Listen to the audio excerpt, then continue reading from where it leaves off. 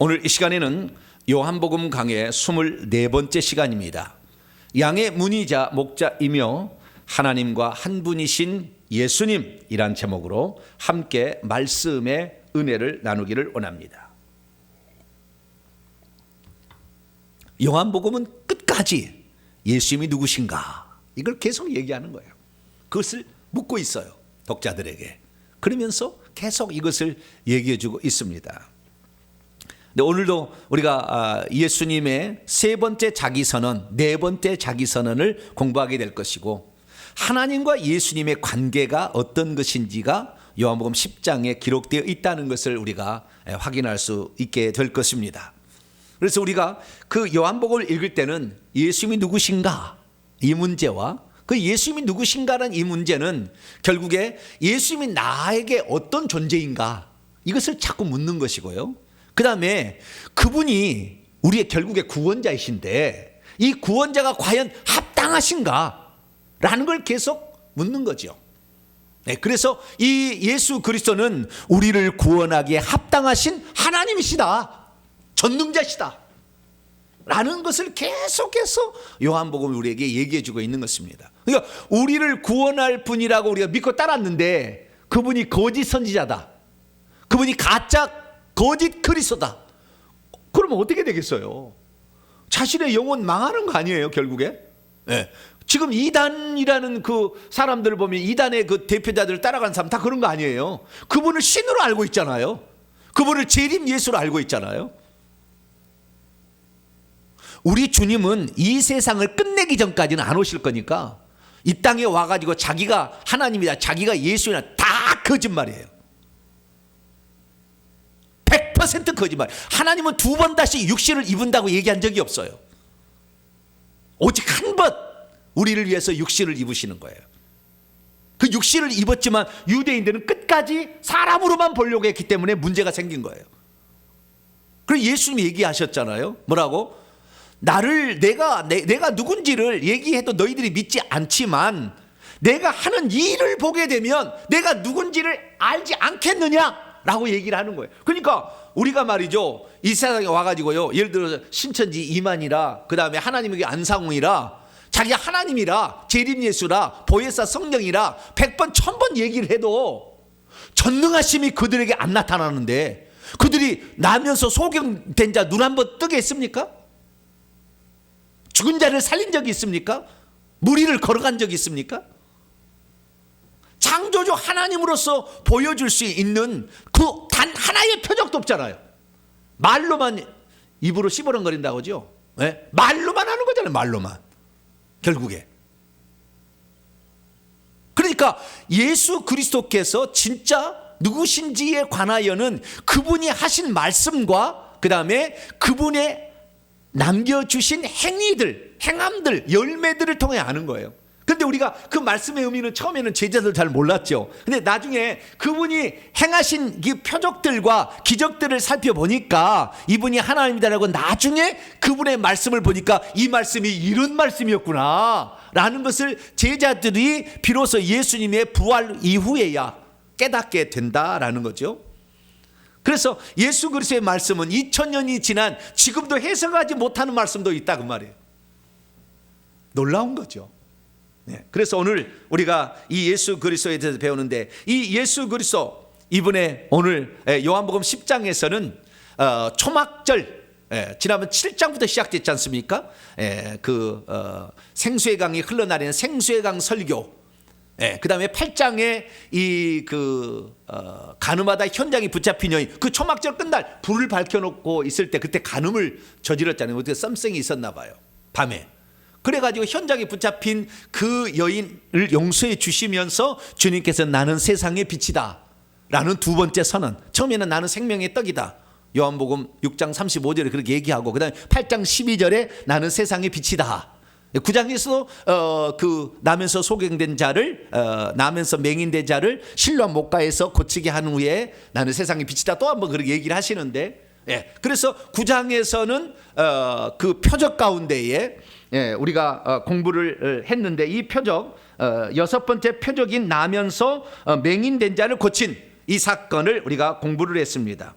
그러면서 우리는 그 맹인은, 정말 시각장애인은 너무나 예수님이 누군지를 차근차근 알아서 담대히 증언하는데, 그 율법의 전문가라는 바리새인들은 주님을 몰라보고 있는 그런 상황. 그래서 계속해서 너는 귀신 들렸다 예수님한테, 너는 사마리아, 이런 식으로 아주 그냥 잘못되게 그냥 막 얘기를 했을 때에 주님께서는 그들의 잘못됨을 지적하시면서 드디어 요한복음 10장 1절부터 21절까지 말씀을 통하여 초막절의 끝 마무리 설교를 해주십니다. 초막절 설교의 마지막 얘기를 해주시는 거예요. 이것은 이 예수님이 누구고 너희들이 율법의 전문가로서 백성의 지도자라 칭하지만 너희들이 사실은 절도요 강도요 너희들은 싹군이요 라는 얘기를 주님이 하시는 거예요. 그런데 그들은 예수님이 이 비유를, 선한 목자의 비유를 들어서 얘기를 해줘도 깨닫지 못한다. 깨닫지 못한다고 6절에 그렇게 얘기를 하고 있는데요. 예수님이 너희들은 누구다 라는 사실을 얘기를 해줍니다. 그래서 주님의 바람은 그것이 아니죠. 내가 선한 목자로 양들을 위하여 목숨을 버리러 왔으니 너희들도 나의 말을 듣고 나를 따라오게 된다고 한다면 너희들도 양이 될 수가 있다 라는 얘기를 지금 하고 있는 것입니다.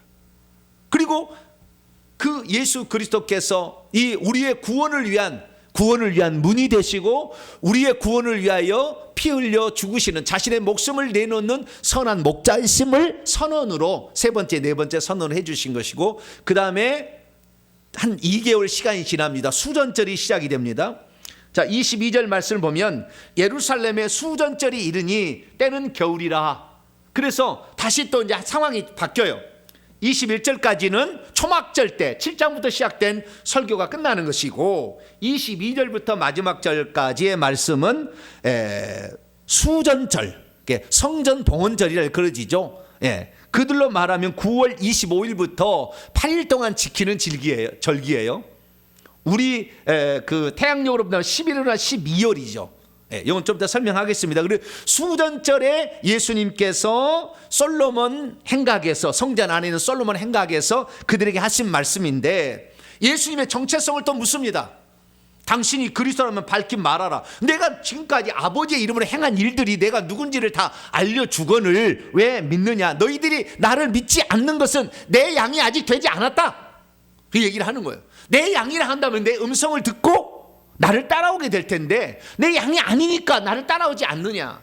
나는 나를 따라오고 내 음성을 듣는 자에게 영생을 주게 될 것이다. 내가 영생을 줄 수 있는 것은 내가 생명을 가지고 있는 내가 누구냐면 내가 아버지와 하나, 내가 곧 너희들이 섬기고 있는 여호와 하나님이다 라는 얘기를 그들 앞에 하니까 신성 모독죄라고 돌로 치려고 하니까 예수님이 피해서 이제 베레아 지역으로 가서 잠시 있다가 이제 다시 올라와서 이제 예루살렘 올라와서 돌아가십니다. 그러니까 예수님이 돌아가시 3개월 전의 사건이 바로 이 수전절에 일어난 이 설교 사건입니다. 그래서 오늘 이 두 가지를 오늘 공부를 해야 되는데, 하나는 초막절 끄트머리에 유대인들, 너희들 종교 지도자를 이끄는 너희들은 누구냐 라는 것을 정확히 알려주고, 주님의 바람은 그 선한 목자의 희생을 통하여 너희들이 양이 되기를 원한다, 그런 말의 핵심 포인트가 있는 것이고, 그리고 그 다음에 이 수전절에 하는 설교는 뭐냐, 그것은 바로 나를 따라오는 그 양들이 결국에 영생을 얻게 되는데 나는 그 영생을 줄 수 있는 자로서 하나님과 일체다, 하나다 라는 것이 요한복음 10장 30절에 얘기하고 있다라는 중심의 오늘 말씀이 되겠습니다. 이 말씀에서 우리가 부가적으로 우리가 알아야 될 것은 뭐냐면, 예정이란 게 뭔가, 이게 양으로 처음부터 예정되어 있는가 아니면 양으로 예정되어 가는가, 이거예요. 참 수많은 우리 지금 대한민국에 있는 장로교 계열은 수많은 사람들, 장로교뿐만 아닙니다, 다른 교파서도 그러는데요, 이 구원받을 자가 예정되어 있다. 뭐 여기까지는 그래도 괜찮아요. 괜찮아. 여기까지는 은혜스럽잖아요. 나가 구원받고 예정됐다는 좋잖아요. 근데 반대를 얘기하기 때문에 문제인 거예요. 지옥 갈 자로 하나님이 예정해놨다고 얘기를 하는 거예요. 멸망으로 들어갈 자를 하나님이 만세 전부터 예정해놨대요. 그런 자를 하나님 왜 만드시겠어요? 하나님이 그렇게 잔인합니까? 지옥 보내고 고소합니까?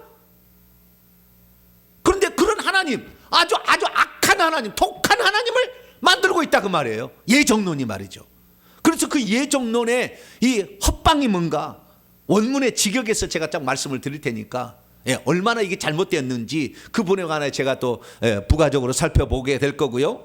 그 다음에 거기에 더 맞물려서 한번 우리가 영생을 받으면 영원히 영생을 빼앗기지 않는가, 한번 그 영원한 구원인가, 이 문제까지 우리가 살펴보게 되면 오늘 요한복음 10장의 말씀은 제대로 이해하는 말씀이 되겠습니다. 자, 그러면은 먼저 전반부부터 말씀을 살펴보는데요. 요한복음 10장 1절부터 21절까지는 양과 목자와 양의 비유를 1절부터 6절까지 얘기하고 있고, 7절부터 21절까지는 예수님의 두 가지 선언, 나는 양의 문이다, 출입문이다, 나는 양의 선한 목자다 라는 예수님의 자기 선언이 나오고, 그리고 유대인들 간의 잠깐의 논쟁으로서 예수님이 어떤 분이신가에 대해서, 귀신 들렸느냐 아니냐, 귀신 들린 사람이 어떻게 맹인의 눈을 뜨게 할 수 있느냐, 두 반응으로 엇갈렸다는 내용이 21절까지 말씀에 나와 있습니다. 먼저 이 앞부분에 관하여 우리가 살펴보도록 합니다. 자, 1절부터 6절까지는 우리가 잘 아는 양과 목자의 비유입니다. 이것은 시편 100편이나 시편 23편, 여호와는 나의 목자시니 내가 부족함이 없으리로다. 그 다음에 시편 100편은 우리는 그의 기르시는 양이다 라는 거기에서 따온 거예요. 뿐만 아니라 에스겔이나 예레미야는 하나님을 목자로 많이 표현해 놨어요. 그래서 거기에서 온 건데요. 어쨌든 예수님이 그때 당시에 가장 흔하게 볼 수 있는 그 목자들이 양떼를 거닐고 다니는 모습과 그들을 어떻게 이끌어 가는지에 관한 얘기를 여기서 하고 있습니다. 자, 그러면 10장 1절부터 6절까지 말씀을 보게 되면요, 여기서는 무엇이 중요하냐면 예수님이 결국에 뒤에 보니까 7절에 보니까 내가 양의 문이고 그 양의 우리 안에 들어가는 출입문이다는 거예요. 그 다음에 그 양들을 이끌어가고 푸른 초장 맑은 시냇물로 인도해서 양육하고 먹이고 돌보는 목자다. 그래서 구원 얻게 한다라는 어떤 그 선한 목자이심을 얘기하면서, 반대로 그동안 계속해서 예수님을 돌로 치려하고 죽이려 하고 예수님을 뭐 책잡기 해서 몸부림치고 있는 유대인들, 너희들은 이스라엘의 목자라고 말할 수 없다 이거예요. 너희들은 오히려 지금 양들을 해치는 강도고, 양들을 도둑질하는, 훔치는 도둑, 절도다. 그러니까 예수님께서 마태복음 23장에 이런 얘기하지 않습니까? 자, 마태복음 23장을 열어봅시다. 이 얘기예요 결국에.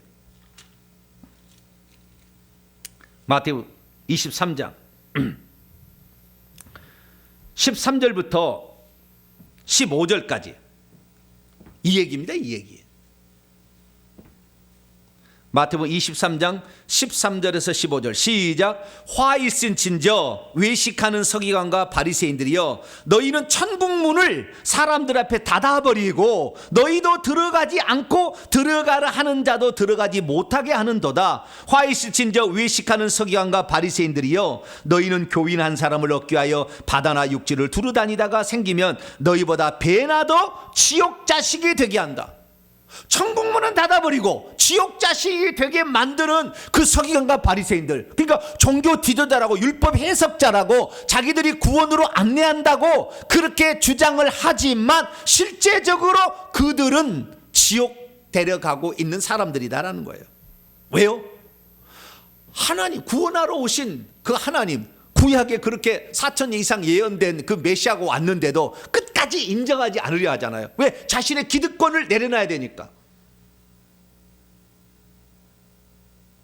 그 종교 지도자는 두 부류가 있었지 않습니까? 하나는 사두개인과 하나는 바리새인들. 이 사람들이 사내들인 공회를 형성하게 되는데, 이 요한복음 2장에서 우리가 공부했습니다마는 성전에 예수님께서 유월절에 올라가시가 채찍으로 그 양과 소를 다 내어 쫓으시고 비둘기 파는 자들하고 돈 바꾸는 자들 막 치워버렸잖아요. 그때 누구하고 충돌이 되냐면은 사두개인들하고 충돌이 되는 거예요. 왜냐하면은 그 사두개인들이 전부 제사장들인데, 이 제사장들이 그 재물을 팔아서 돈을 바꿔서 돈을 많이 남기고 있는데 그것을 장사하는 것으로 주님이 그렇게 여겼지 않습니까? 그러니까 그때부터 이를 앙당문 거예요. 어떻게 해요? 저놈을 가만두지 않겠다. 우리의 카르텔을 아무도 손대지 않았는데 저놈이 대체 누구에 우리가 이 하는 권위를 업신여기는가? 그러니까 아무도 사두개인들이 이 나쁜 짓을 해도 터치할 수 없는 그런 상황이었는데 율법을 통해서 그것을 하고 있었거든요. 이용해가지고. 그런데 주님이 그걸 했잖아요. 그러자 사두개인들이 반대의 노선에 서기 시작해서 끝까지 해서 결국에 죽입니다. 그 대제사장 가야바가 죽이죠, 나중에. 그리고 서기관과 바리새인들은 뭐냐? 율법의 해석자들인데 이 율법의 해석, 그 안식일을 지킬 거냐 말 거냐 이런 문제도 지키는 것인지 안 지키는지 예수님은 율법을 만드신 분이었기 때문에 율법의 근본적인 목적에 따라서 얘기를 다 합니다. 그런데 그 전에 자기들이 율법의 많은 조항들을 해석했던 이 서기관과 바리새인들의 그 것들이 잘못되었고 하나님의 원래적 의도에서 빗나가고 있고 형식주의로 남을 정죄에 빠뜨리는 그런 것이라는 것이 들통이 나죠. 그러니까 바리새인과 서기관들은 되게 기분이 나쁘죠. 백성들은 우리의 말을 절대적으로 우리를 재판장으로 여겨가지고 우리가 하는 대로 따라왔고 순종했는데 그것이 잘못됐다는 것을 들춰버렸으니까 예수님이. 그러니까 얼마나 화가 나겠어요. 그러니까 사두개인들하고 바리새인들 이 사람들이 똘똘 뭉쳐가지고 주님을 죽이려고 하고, 주님을 죽이려고 하는 가장 대표적인 이유가 첫째는 안식일을 어겼다. 그 다음에 자기를 하나님의 아들이라 함으로 하나님과, 그러니까 창조주 하나님을 피조물인 인간인 주제에 하나다라고 얘기하고 그 아버지라고 얘기함으로 자기를 하나님과 동등하게 여기는 그것은 신성모독죄다 이렇게 얘기하는 거예요. 그러니까 그것은 이제 예수 그리스도를 죽이기 위해서 그들이 이제 만들어내는 거죠. 기본적인 건 뭡니까? 우리들의 이권과 우리들의 권위를 망가뜨린 너 가만두지 않겠다 이거예요, 결국에. 그런데 주님은 이 땅에 오셔가지고 그들의 잘못된 것을 정확하게 지적하고 율법의 근본적인 그 뜻을 얘기를 해 주셨잖아요. 그래도 그 얘기를 듣고 회개 안 할 사람은 회개 안 한다 그거예요. 신기하죠?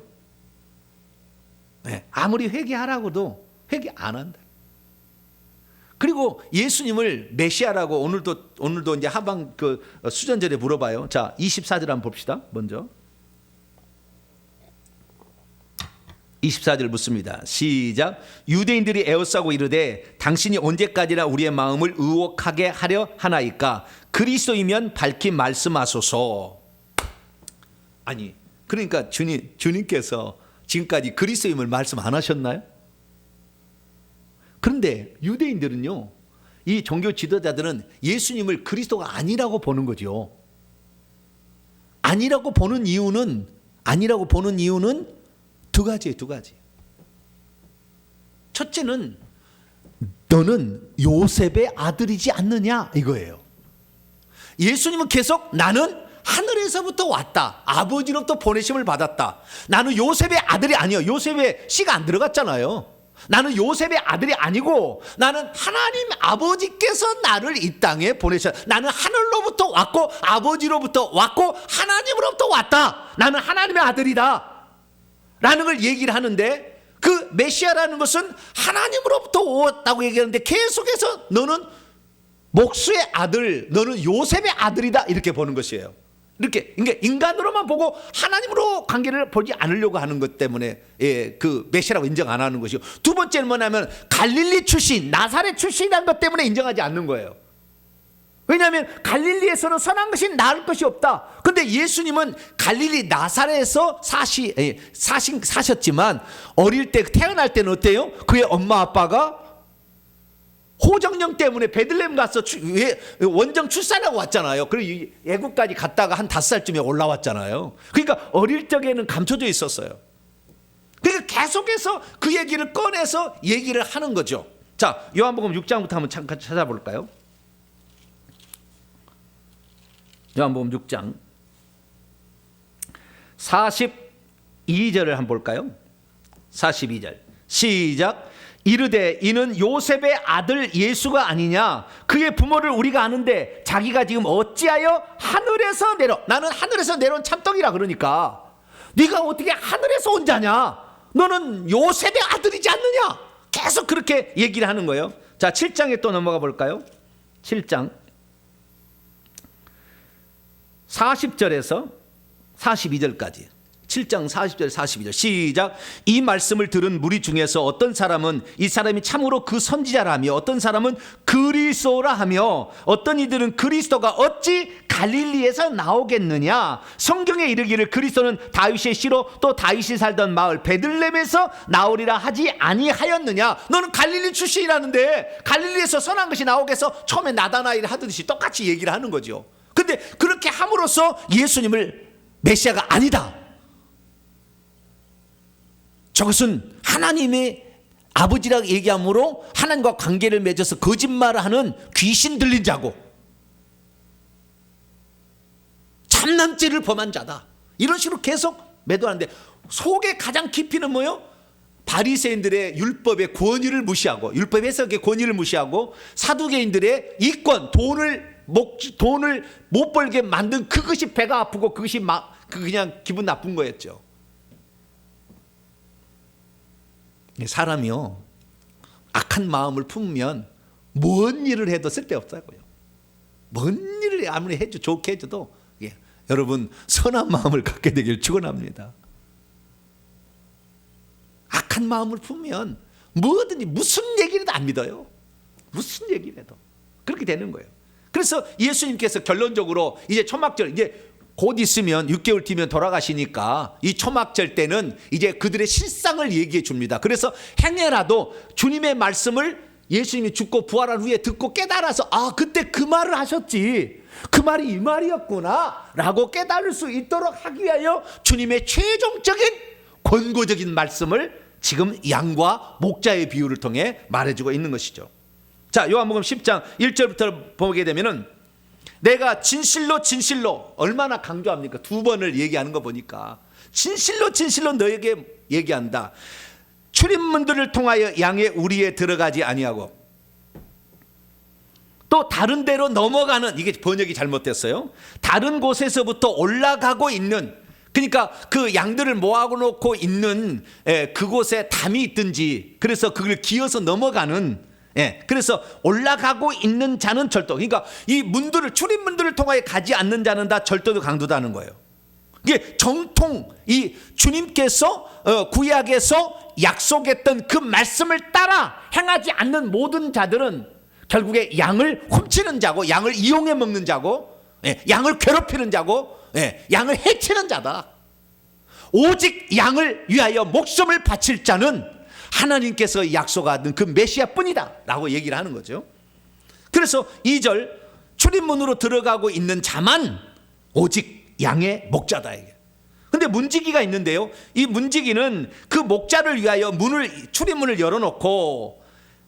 열어줍니다. 그러면은 양들은 그 목자의 음성을 듣고 또 자기의 양의 이름을 각각 부르면 양들이 거기를 따라가는 거죠.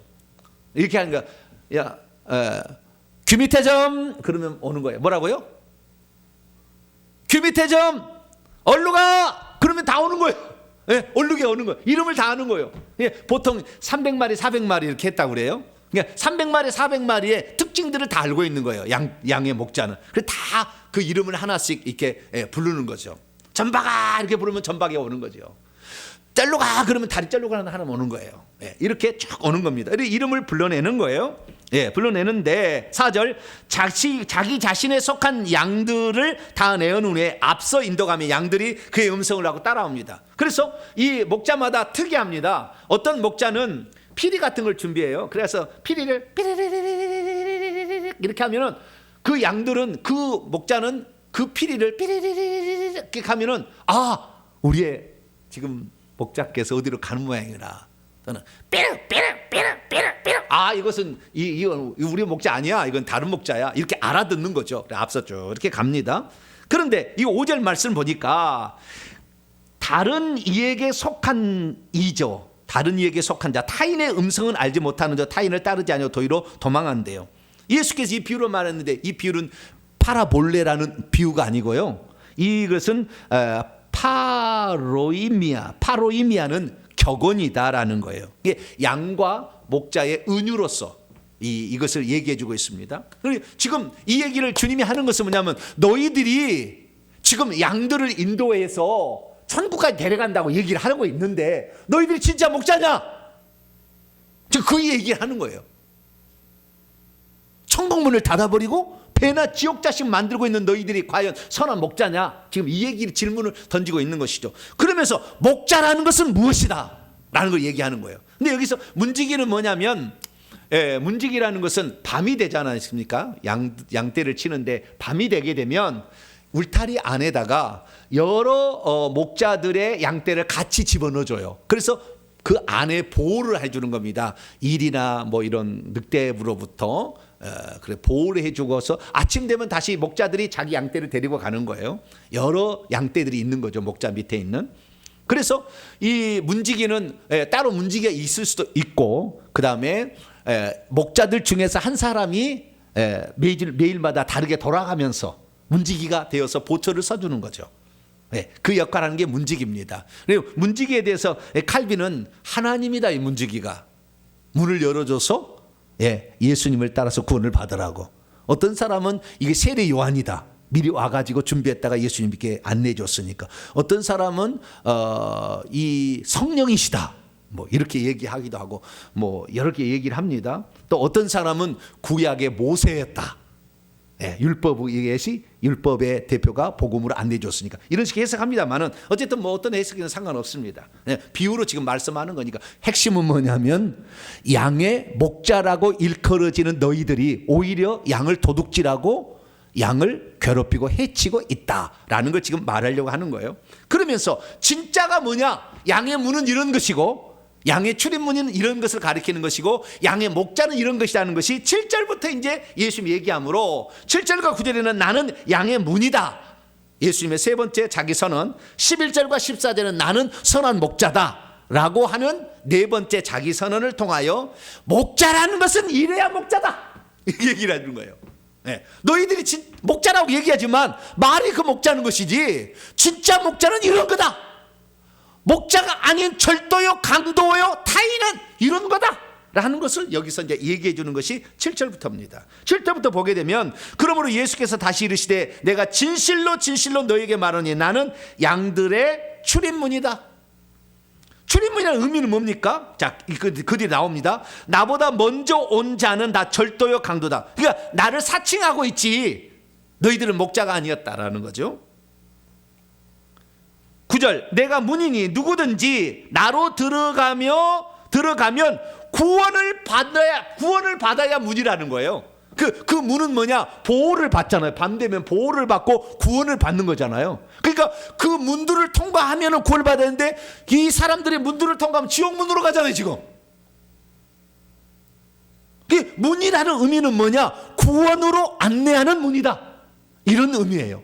그래서 구원을 줄 수 있어야 문이다 이거지 않습니까? 그 다음에 두 번째는 그 구원을 받고 또 들어가며 나오며 뭘 얻는다? 꼴을 얻는다. 이건 뭡니까? 목초지입니다. 원문의 목초지. 그래서 이 땅의 삶에 우리 인생에 필요하고 우리 인생의 삶에 필요한 것들을 공급받을 수 있어야 그가 목자다는 거예요. 근데 지금 서기관과 바리새인들은 맨날 정죄해가고 그 다음에 양 팔아서 돈 뜯어먹고 이렇게 하는 거라고요. 예수님을 만나야만이 그분을 의지하면 그분이 우리에게 모든 걸 다 들어주기 때문에 우리는 풍성한 삶을 살 수가 있는 거죠. 할렐루야. 그래서 문이라는 의미, 너희들이 지금 천국 문이라고 말을 하는데 너희들은 천국 문이 아니다. 문은 구원을 줄 수 있어야 된다. 그리고 꼴을 줄 수 있어야 된다. 윤택한 삶을 살게 해줘야 된다라는 얘기를 합니다. 그리고 그들을 오히려 도둑이라고, 지금까지 절도란 말이 도둑이란 말인데 여기 절도라는 말로 바꿔버렸어요. 옛날에는 도둑이었는데, 근데 어쨌든 10절은 도둑이라고 그대로 남아 있습니다. 절도, 도둑은 이 10절 말씀을 보면은 도둑이 오는 것이 아니고요. 원문을 보면 도둑은 만일 도둑질하고 그리고 제물로 바치고 그리고 멸망시키도록 하기 위함이 아니라면 오지 않습니다. 그게 오는 목적이 뭐냐면 도둑질하고 제물로 바치고 마귀에게 제물로 바치는 거죠. 멸망시키고 이렇게 하는 것입니다. 그러니까 이 도둑은 결국에 이 사탄 마귀예요. 그리고 사탄 마귀의 쫄개들이 귀신들이고 그 쫄개들의 조종을 당하고 있는 사람이 현재 종교 지도자들이죠. 간접적으로 지금 도둑을 얘기하고 있는 거예요. 그러나 예수님이 이 땅에 온 것은 뭐냐? 양으로 생명을 얻게 하고 더 풍성히 얻게 한다. 구원을 받게 하고 꼴을 받게 한다. 똑같은 말을 반복해서 얘기하는 거예요. 내가 양의 문이다. 그래서 나는 생명을 주어서 구원을 받게 하고 그 다음에 꼴을 더 풍성히 얻도록 하기 위하여 나는 왔다. 그런데 너는 양들에게 꼴을 먹이는 것이 아니라 양들을 피를 빨아먹고 있다. 이 얘기지 않습니까 지금? 그리고 두 번째, 나는 선한 목자다. 선한 목자가 뭐냐? 이 얘기를 해주는 거예요. 그 11절부터 나오겠는데요. 11절부터 보면은 나는 선한 목자라. 선한 목자는 양들의 목숨을 버린다 이거예요. 주여, 언젠가 저도 뭐 죽겠지만 말씀을 사모하고 천국 갈사를 위해서 죽는다는 것은 행복한 일이에요.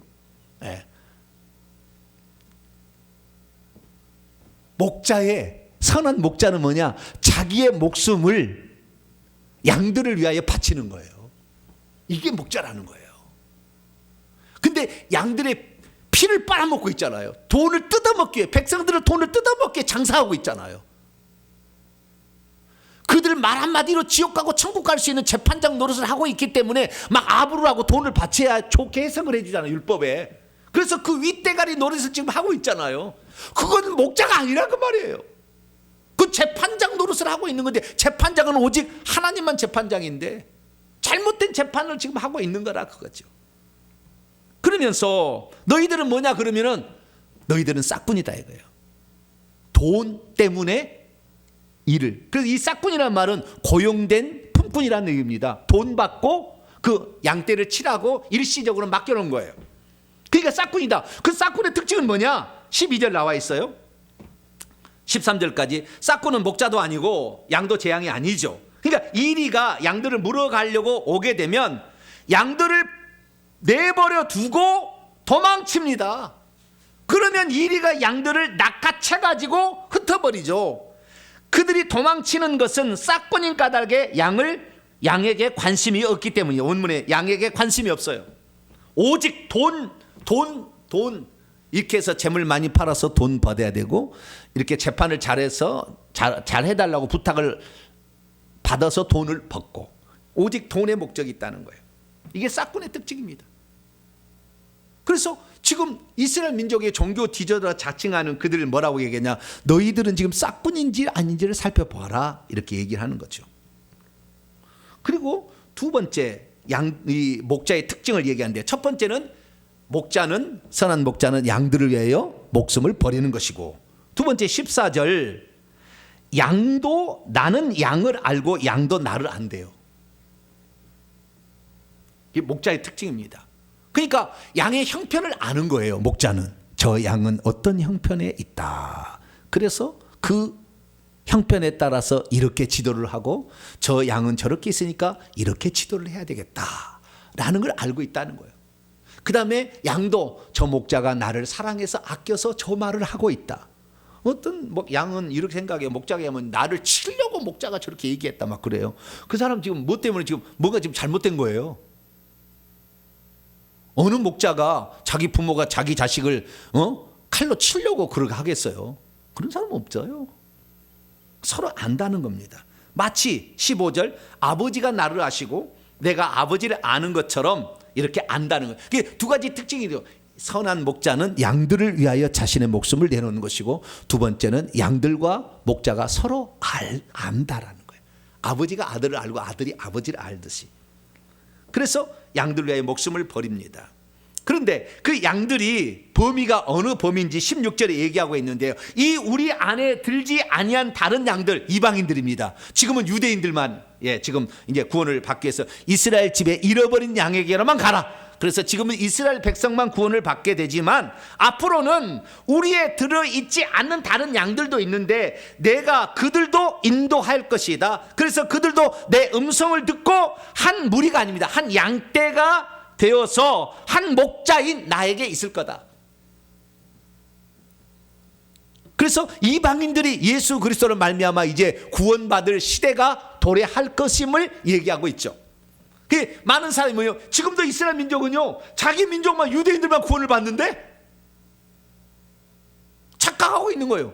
그 선민을 준 것은 먼저 너희들이 하나님의 자녀가 된 다음에 다른 사람도 하나님의 자녀가 될 수 있도록 혜택을 베풀라고 그래 한 거지. 우리만 구원받은 할례받은 백성이고 너는 개 돼지고 쓰레기다, 쓰레기 소각장에 들어갈 때로 그들을 비판하라고 그런 게 아닌데 잘못 알고 있는 거죠. 우리 주님이 정확히 얘기한 거예요. 우리 주님은 이제 내가 왔으니 차별하지 않겠다. 만약에 우리가 구약시대에 태어났다면 천국 가기는 힘들지 않았겠나 싶어요.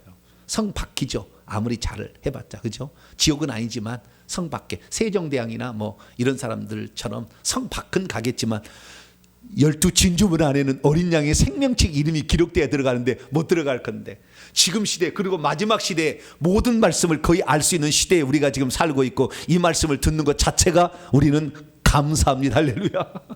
이 보통 감사가 아니에요. 보통 감사가. 예? 그 마지막 시대에 우리를 쓰시고자 함이 있어서 그런 거지 니만 잘났다 이게 아니잖아요. 모든 사람이 이 복음을 듣고 이 우리 안에 들어와서 한 목자이신 예수 그리스도를 따라서 그분으로 말미암아 생명을 얻고 구원을 받고 풍성한 꼴을 얻으라. 할렐루야. 그러려고 마지막에 우리를 지금 불러주고 있는 것이죠. 17절 보세요. 예수님이 하나님으로부터 사랑받는 이유가 나와 있는데 그것은 자발적으로 자신의 목숨을 버렸다는 거예요. 여러분, 우리가 어떤 명령을 하고 시켜서 하기보다는 내가 하나님의 자녀로서 어떻게 살아가야 될 것인가를 스스로 알아서 할 때 하나님이 가장 기뻐한다는 거예요. 그런 자를 사랑한다고 주님이 얘기하고 있어요. 그러니까 예수님께서 목숨을 버린 것이 아버지가 야 아들아 너 내려가서 저 죄인들을 위하여 죽어다오, 그러면 내가 너를 사랑하마, 그렇게 얘기한 게 아니라 스스로가, 하나님 스스로가 내가 저 양들을 위하여 죽을 것이다 라고 오셨다라는 거예요. 예수님이 정말 자발적으로 이렇게 했다는 것을 여기 말씀하고 있고요. 그리고 18절 보면은 예수님이 가지고 있는 놀라운 권세, 하나님이니까 가지고 있는 권세를 말하고 있습니다. 이건 뭐냐? 그것을 목숨을 내게서부터 빼앗는 자가 있는 것이 아니라 내가 스스로 버리노라.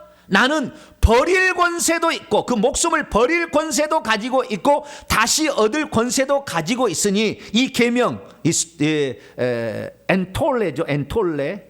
이건 계명이라고도 얘기할 수 있고 명령이라고 얘기할 수 있어요. 이 명령은 내 아버지로부터 받았다. 여러분, 예수 그리스도께서 이 땅에 오셔가지고 자기의 목숨을 버릴 권세도 있고 다시 얻을 권세도 있어요. 왜 그러느냐? 예수님 죄가 없기 때문에 그런 거죠. 죄가 없기 때문에 이게 가능한 거예요. 예수님이 하나님이라는 것을 말해주고 있습니다. 하나님이 아니고 어찌 죄를 안 지을 수 있으며 하나님이 아니고 어찌 생명을 얻을 권세가 있겠어요? 하나님이라 그런 것을 간접적으로 얘기를 하는 거죠. 그러자 이 말씀을 들었던 유대인들 중에 분열이 일어났습니다. 어떤 사람은, 대부분 사람들은 다 그랬어요. 저가 귀신이 들려서 미쳤는데 왜 저 말을 지금 주목해서 들으려고 하느냐. 그럴 때 어떤 사람들은, 소규모 사람들은 말했습니다. 이 사람이 귀신 들린 자의 말이라고 할 수 없는 것은 귀신이 어찌 맹인의 눈을, 나면서 맹인 되었던 자의 눈을 뜨게 한 일이 있느냐. 이건 불가능하다.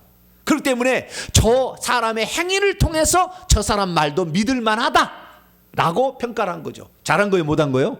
잘한 거죠. 근데 처음부터 나쁘게 본 사람은 귀신 들려서 미쳤으니 저 말 듣지 마시오, 이런 식이죠. 유대인들도 두 파로 갈렸어요. 그래서 이 결과론적으로는 그래도 거기에서 듣는 소수의 사람들이 있었다. 예수의 말씀을, 그 유대인들 중에서도 이게 중요한 것입니다. 그리고 다시 2개월이 흘렀습니다. 7월 15일부터 21일까지 초막절이 끝났고 이제 9월 25일부터 8일 동안 수전절이 시작됐습니다. 수전절이라는 것은 구약 시대에 이스라엘 민족이 바벨론의 포로 잡혀갔다가 바벨론이 메디아 페르시아에게 멸망을 당하고 메디아 페르시아는 헬라 알렉산더 대왕에게 멸망을 당하는데 알렉산더 대왕이 10년 만에 전 세계를 지배했지만 급사를 합니다. 그래가지고 20살에서 30살에 죽어버려요. 그래서 그 밑에 장수 4명이 나라를 나눠 갔는데 그 예루살렘 북쪽에 있는 시리아라는 지역에 거기에 안디오코스 에피파네스라는 왕이 있었어요. 알렉산더의 그 부하 중에. 그 사람이 가장 예루살렘은 이 애굽의 이쪽의 지역에 위치한 프톨레미 왕조하고 수리아 왕조 양쪽에 여기에서 가축장이 됩니다. 중간에 있어가지고. 그래서 나중에 여기 침범에 들어옵니다. 예루살렘을. 그래가지고 뭘 하냐면은 지금부터 할례 받은 사람 죽여. 성전에 이제 제사 드린 거야. 돼지 피를 드려. 돼지 피로 제사를 드리라고 한 거야. 그러니까 이스라엘 민족이 미쳐버리는 거예요. 네? 할례를 받으면 죽여버린다니까요. 거기에서 제사장이 뭐라 하니까 혀를 뽑아서 죽여버려요. 혀를 뽑아가지고. 그리고 엄포 통치를 한 거죠. 그러니까 그 중에서 제사장 가문의 마카비라는 사람이 이럴 수는 없다. 이렇게 성전이 더럽혀질 수는 없다. 그래가지고 우리 일어나서 저 안디오코스 에피파네스를 몰아내자. 그래서 3년 반 동안 전쟁을 해가지고 결국에 이깁니다. 이겨요. 그래서 그들을 몰아내고 성전을 청소를 했다 해서 수전절, 숫자는 청소할 숫자예요. 깨끗하게 만드는 숫자고, 그 다음에 저는 성전 전자예요. 그래서 깨끗하게 만드는 절기를 되었다. 그래서 수전절입니다. 그 수전절을 이렇게 했는데 그때는 11월, 양력으로 보면 11월, 12월이니까 겨울이죠. 그때 예수님께서 아직 초막절에 올라오셨다가 갈릴리로 안 가시고 계속 있었던 것 같아요. 그리고 수전절에 여기에서 마지막으로 얘기를 하는데 그때 다시 예수님 나타나는 걸 보고 유대인들이 또 묻는 겁니다. 당신이 그리스도면 밝히 말씀하시라. 25절, 내가 너희에게 말하였다. 내가 누구라고? 나는 아버지로부터 온, 하나님으로부터 온 자다. 그렇게 얘기했지 않습니까? 난 하나님도 온 자인데 너희들이 계속 내가 얘기를 했다. 그리고 내가 하는 일을 한번 봐라. 이사야 35장 5절에 메시아가 온다면 맹인이 눈이 밝을 것이며, 지금 맹인 그걸 떼어줬지 않았느냐. 이거 너희들이 맨날 성전 오면서 가면서 봤던 그 사람, 40세나 됐던 그 사람, 메시아가 오면은 이루어진다는 이 사실을 지금 보면서도 너희들 모르느냐 얘기를 하죠. 그래서 내 아버지의 이름으로 행하는 일들이 나를 증거하는 것이거늘 너희들이 내 양이 아직 안 됐기 때문에 믿지 않는다는 거예요. 그러면 주님의 양은 어떤 거냐? 27절 28절에 보게 되면 내 양은 내 음성을 들으며 나는 그 양들을 알고 그 양들은 나를 따른다. 그러니까 우리가요, 주님의 양들이 되려면 어떻게 해야 되느냐? 주님의 음성을 들어야 되고, 그 다음에 주님의 음성을 따라서 그분의 뒤를 따라가야 돼. 왜? 그분이 영생으로 갈 거니까. 주님을 따라가지 않냐고 곁길로 세면 문제가 생기는 거예요. 주님의 음성을 듣지 아니하고 세상 음성을 들면 망하는 거예요. 그래서 주님께서 내 양이 되려면 이렇게 해야 된다. 그 양들에게 28절, 그 양들 내게 영생을 주노니 영원히 멸망하지 아니할 것이요. 그 시대까지 나오면은 에이스톤 아이오나, 그 시대까지 멸망하지 아니할 것이요. 영생도 그 시대의 생명을 준다고 그랬어요. 그러니까 주님께서 우리에게 주시는 영생은 우리가 죽을 때까지예요. 그때에 어떻게 살았느냐에 따라서 영생을 얻은 자답게 살았으면 다음 세대에 다시 영생을 주는 것이고, 그렇지 않으면 생명체 이름이 지워버리면서 쫓아버려요, 성 밖으로. 그러니까 여기서 영원히 멸망하지 않을 그들을 내 손에서 빼앗을 자도 없다. 그들에게 어떻게 내 음성을 듣고 있고 나를 따르는 자에게 영생을 준다. 그런데 한 번 구원 영원한 구원이다. 그 다음에 만세 전부터 구원은 예정되어 있다는 사람은 28절을 어떻게 해석을 하느냐? 내가 그들에게 영생을 주노니 영원히 멸망. 그러니까 내 양들에게 영생을 주는데 이 영생은 하나님께서 결정해 놓은 것이다. 그래서 하나님이 영생 줄 자는 주지만 멸망으로 들어갈 자도 또 하나님이 예정해 놓으셨다. 그래서 멸망으로 들어갈 때는 아무리 자기가 노력해봤자 영생을 얻을 수가 없다. 뒤에는 얘기를 안 했으면 좋겠는데 뒷부분까지 얘기를 해서 하나님을 잔인한 하나님으로 만들어놨어요. 이것이 예정론의 결정적인 실수입니다. 주님은 누구에게 영생을 주다? 만세제부터 이 요한복음 10장 28절 내가 그들에게 영생을 주노니 말을 어떻게 영하느냐? 만세전에 하나님이 구원을 주기로 예정한 자에게 주님은 영생을 주는데 그러면 영원히 멸망치 아니할 것이고 또 그들을 예수님의 손에서 빼앗아 갈 자도 없다 이렇게 해석을 하는데 언제 만세 때 예정된 그들이라고 나와 있어요? 여기에 양들이 나와요. 양들은 뭐요? 주님의 음성을 듣고 있고 주님을 따르는 자들을 양들이라고 그렇다고 말이에요. 이런 자들에게 영생을 준다. 우리가 한번 주님을 믿기로 했으면은 그 주님의 음성을 듣는다는 것은 주님의 말씀에 순종하는 것이니까 주님의 음성을 듣고 끝까지 주님을 따라가게 되길 축원합니다. 중간에 안 따라가고 마귀를 따라가면 안 된다 그 말이에요. 죄를 짓고 회개치 아니하면 영생을 걷어가신다 그 말이에요. 이 말은. 그런데 그러면 만세전부터 예정된 자에게 주님은 내 양이라 하시고 그들에게 영생을 준다라는 근거는 뭐냐? 29절에 있다는 거예요. 29절에 그들이 주장이 그러는 거예요. 그 주장이 뭐냐? 그들을 주신 내 아버지는 만물보다 크심에 아무도 아버지 손에서 그들을 내게 구원하라고 주신 만세전에 선택한 자가 있다. 아버지가 구원하라고 나에게 주신 그들이 따로 있다. 그래서 그들을 위하여 그들만을 위해 나는 십자가에 죽을 것이고 그들을 나는 천국에 데려가서 아버지 손에서 빼앗을 수 없듯이 나는 절대 마귀에 빼앗기지 않아 이들을 반드시 구원한다. 이 한 번 구원은 영원한 구원이고 만세 때 예정된 구원받기로 예정된 자만 구원받는다. 그렇게 근거로 29절을 씁니다. 그러나 29절은 잘못된 것입니다. 해서 이 번역이 잘못됐어요. 번역이 잘못됐다는 무슨 말이냐면 29절 말씀을 헬라 원문을 보게 되면 자, 헬라 원문을 한번 봐야 돼. 29절을 보시면은요. 지금 우리 개역 성경은 잘못 번역을 해놨어요. 뭘 번역을 해놨냐면은요. 소문자 사본을 번역을 해놨어요.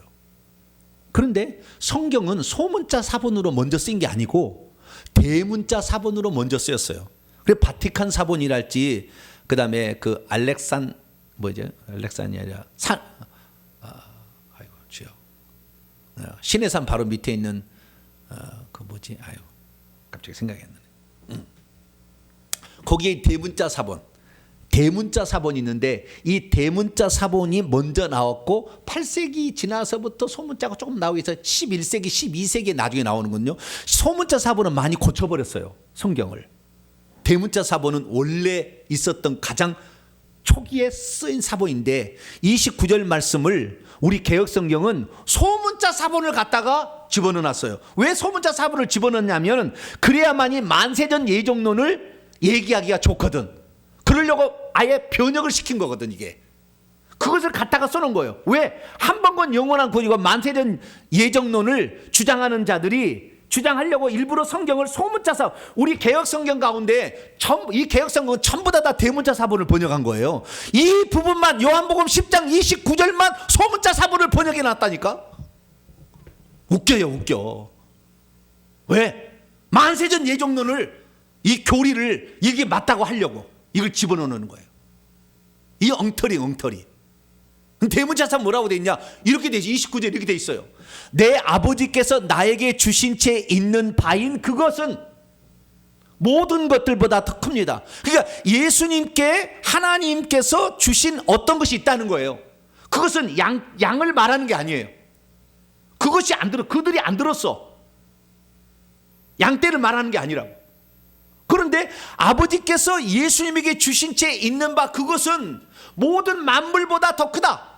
그러니까 예수님이 이런 권세와 능력과 지혜를 가지고 있어야만이 자기에게 나오는 양떼를 구원할 수가 있죠. 빼앗기지 않을 수가 있는 거예요. 그래서 아버지께서 예수님에게 주신 어떤 것, 생명이고 권세고 능력이고 이름이고 권세 이런 것들을 말하는 것이지, 내가 그들을 주신 양떼를 주신 내 아버지는 그게 아니었다는 거예요. 그런데 여기를 남성 단수로 아니, 남성 단수로 또는 남성 복수, 그들이니까 남성 복수로 지금 하는데 중성 단수예요. 중성 단수. 헬라 원문을 보게 되면 그것이 그것. 내 아버지께서 나에게 이미 주신 채 있는 그것이에요. 생명도 주시고 권세도 주시고 능력도 주시고 지혜도 주셨잖아요. 그게 없으면 어떻게 자기를 따라오는 구원받겠다고 오는 양떼를 보호할 수 있으며 지킬 수 있으며 그들을 천국까지 안내할 수 있겠어요? 그게 있기니까 가능한 거죠. 그래서 그것은 이 세상 어떤 만물, 여기 귀신도 사탄도 다 포함되는 거, 어떤 것보다 더 크다는 거 예수님께 갖고 있는, 여러분 예수님만을 전적으로 신뢰하게 되길 축원합니다. 이 예수님을 전적으로 우리가 신뢰해야만이 결국 우리가 천국 가는 거예요. 그렇기 때문에 우리 주님께서 모든 만물을 다스리는 권세를 하나님께서 예수님에게 주셨기 때문에 예수님의 손에서 아무도 빼앗아갈 자 없는 것이고, 예수님이 아버지 하나이기 때문에 아버지의 손에서 낚아챌 자가 아무도 없는 거예요. 그 말인데 그 사람들이라고 번역한 성경도 있어요. 29절에 그 사람들을 주신 내 아버지는 만물보다 크시다. 이 만세 때 예정된 사람들을 예수님에게 아버지가 주셨다는 식으로 이렇게 성경을 바꿔가지고 해석을 해놓은 이 개역 성경이 여기만 소문자 사본을 번역하고 있다니까요. 깝깝해요. 왜 그래요? 이 성경을 번역하는, 이 한글 성경을 번역한 사람들이 만세전 예정론을 믿고 있었기 때문에 대문자 사본 버리고, 왜? 거기는 아니니까 소문자 사본 뒤에 나온 거 갖다가 집어넣은 거 아니에요, 바꾼 것을. 그러놓고도 이것이 성경 말씀이 여기 나와 있다고, 만세전이나마 나와 있지도 않지만 그렇게 얘기를 하는 거예요. 그럼 여기만 그런 게 아니냐, 요한복음 6장에도 번역을 잘못한 게 있어요. 똑같은 건데요. 이 말씀하고 요한복음 10장 29절하고 요한복음 6장 37절하고를 합쳐서 해석을 해서 그러는 겁니다. 그럼 요한복음 6장 37절은 뭐냐? 아버지께서 내게 주시는 자는 다 내게로 올 것이요 내게 오는 자는 내가 결코 내어쫓지 아니하리라. 여기도 아버지께서 예수님에게 주시는 자가 있다고 그러잖아요. 그죠? 그것을 이 만세전 예정론자는 만세전에 구원하기로 예정된 자만 아버지께서 아들에게 준다 이라는 거예요. 근데 원문에는 이렇게 안 돼 있어요. 여기는 원문대로 번역을 안 했어. 소문자 사본은 번역한 건 아니고 대문자 사본인데 원문은 그렇게 안 돼 있는 거예요. 여기에 아버지께서 내게 주시는 자, 이게 사람이잖아요. 아버지께서 내게 주시는 사람은 다 내게로 올 것이요 이렇게 번역을 해놨는데 원문은 그게 안 돼. 아버지께서 나에게 주시는 모든 것이 나를 향하여 다다를 것이다. 그러니까 아버지께서 예수님에게 와서 구원받을 자를 구원하라고 예수님에게 주시는 것이 다 예수님에게 올 거라는 거예요. 그래야만 예수님께 나오는 모든 자를 예수님이 구원할 수 있지 않겠어요? 그래서 아버지께서 나에게 주시는 모든 것 중성이에요. 남성이 아니고 사람이 아니고 중성, 모든 것이 나를 향하여 도착할 것이다. 그러면 내게 오는 자를 내가 결코 내어쫓지 아니하고 그들을 내가 구원할 거다 이 말이에요. 그런데 여기도 바꿔서 이게 사람으로 바꿔가지고 중성인데 사람 남성으로 바꿔서 번역을 이렇게 해야 하는 겁니다. 그래가지고 사람을 혼미케 만들었어요. 그러니까 한 번 본 영원한 구원, 만세전 예정론을 믿는 사람은 죽기 살 거를 믿어요. 헬라 원본을 한 번이라도 좀 봐야지. 왜 그걸 한 번도 안 보고 자기 마음대로 한글 성경만 갖다가 해석을 하냐 그 말이죠. 다시 요한복음 10장.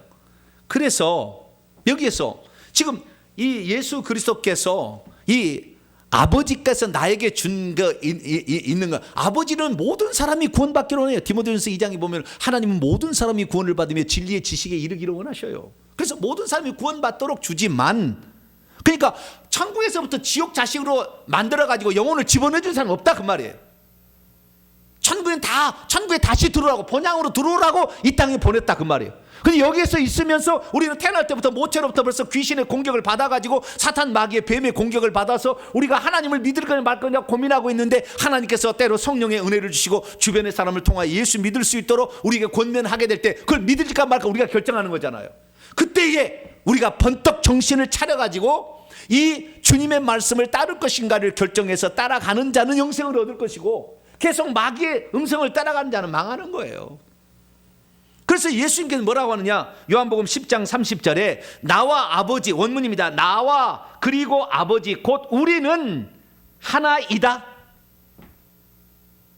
아버지와 예수님이 따로 있는 게 아니고 아버지가 예수님을 보내줘야 그 사람만 구원하는 게 아니라 아버지가 곧 예수님이 아버지이기 때문에 내가 하는 모든 것 내가 너희들에게 회개하라, 나를 믿고 따르라, 내 음성을 순종하라, 그럼 너희 영생이다. 왜? 나는 너희들의 목숨을 버릴 거니까. 그것이 곧 아버지의 음성이다 그거죠. 그것을 예수님 분명히 얘기한 거예요. 이 얘기를 하니까 유대인들이 미쳐버립니다. 왜? 사람인 주제에 자기가 하나님이라 하잖아요. 그렇게 생각이 든다 그 말이에요. 우리는 이제 알고 예수님이 하나님이란 거 부활로 말미암아 하나님이신 증거가 나타나서 우리가 알지만 그들은 그때 모르니까, 그리고 예수님이 싫어하니까 돌로 치려고 했어요. 그리고 왜 돌로 치려고 하느냐 물으니까 유대인들이 33절에 선한 일로 말미암아 우리가 너를 돌로 치려는 것이 아니라 신성 모독으로 인함이니 네가 사람이 되어 자칭 하나님이라 하기 때문이다.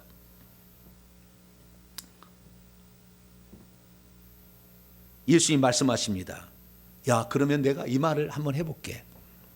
율법에 기록되기를 내가 너희를 신들이라, 엘로힘이라. 이건 시편 82편 6절인데요. 시편 82편 6절 한번 열어봐요.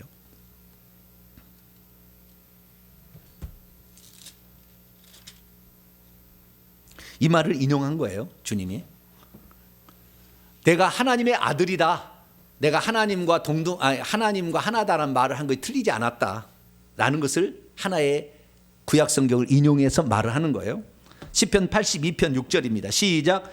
내가 말하기를 너희는 신들이며 다 지존자의 아들들이라 하였으나 내가 말한다 너희는 신들이다. 이게 그대로 인용한 거예요. 율법에 기록된 바 내가 너희를 신이라 말하였노라. 이게 우리는 이렇게 번역했지만 내가 말하였다 너희는 신들이다. 그대로 번역한 거예요.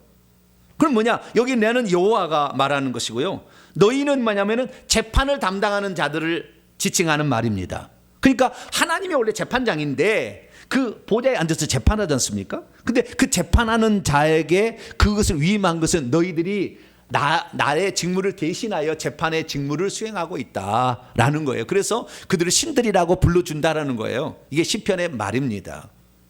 그러니까 이 세상에서도 재판을 하는 하나님의 직무를 맡아서 대행하는 그 자도 신들이라고 말했거늘 하나님께서 거룩히 구별하여 이 땅에 구원하라고 보내준 내가 하나님의 아들이라고 하는 것이 잘못되었느냐? 신성 모독이라고 할 수 있느냐? 그러면서 또 하나 35절 성경은 패하지 못하느니 하나님의 말씀을 받은 사람들도 신이라고 그랬다.